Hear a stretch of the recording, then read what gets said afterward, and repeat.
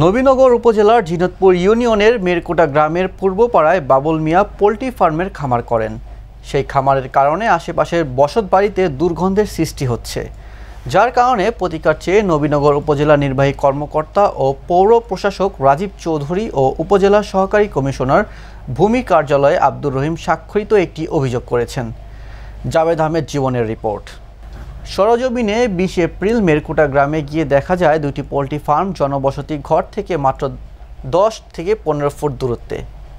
দুর্গন্ধে বসবাসকারীরা ঘরে থাকতে পারছে না। বাড়ির পাশে 10 ফুট রাস্তা গেছে, মেরকুটা ব্রিজ তো 7 নম্বর মালাই হয়ে গেছে, কিন্তু এই রাস্তার পাশেই আমার বাড়ির পাশেই মাত্র 10 ফুট ফাঁকা আছে। জন্মের জন্য কি ফার্মের উদ্যোগ নেই, তখন আমি বলছি যে না ভাই, এখানে ফার্ম করা যাবে না। যদি ফার্ম করা হয় তাহলে আমার এখানে পরিবেশ নষ্ট হয়ে যাবে বা এখানে বসবাস করা কোনো ব্যবস্থা থাকবে না। কাজে এই অবস্থায় তুমি ফার্ম করতে পারবো না।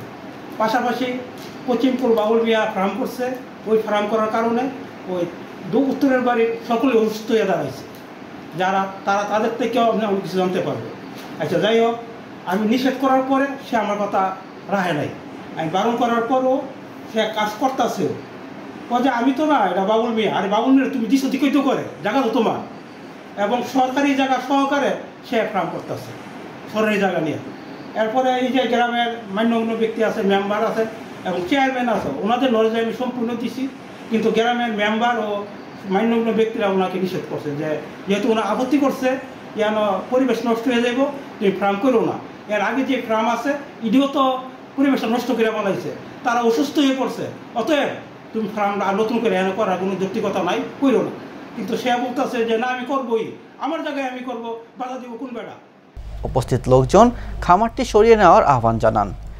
এই বিষয়ে উপজেলা নির্বাহী কর্মকর্তা রাজীব চৌধুরী জানান, তিনি অভিযোগটি খতিয়ে দেখবেন। পোল্ট্রি ফার্ম খামারি মোহাম্মদ বাবুল মিয়া বলেন, দুর্গন্ধ যেন না ছড়ায় তিনি সেই বিষয়ে ব্যবস্থা করবেন।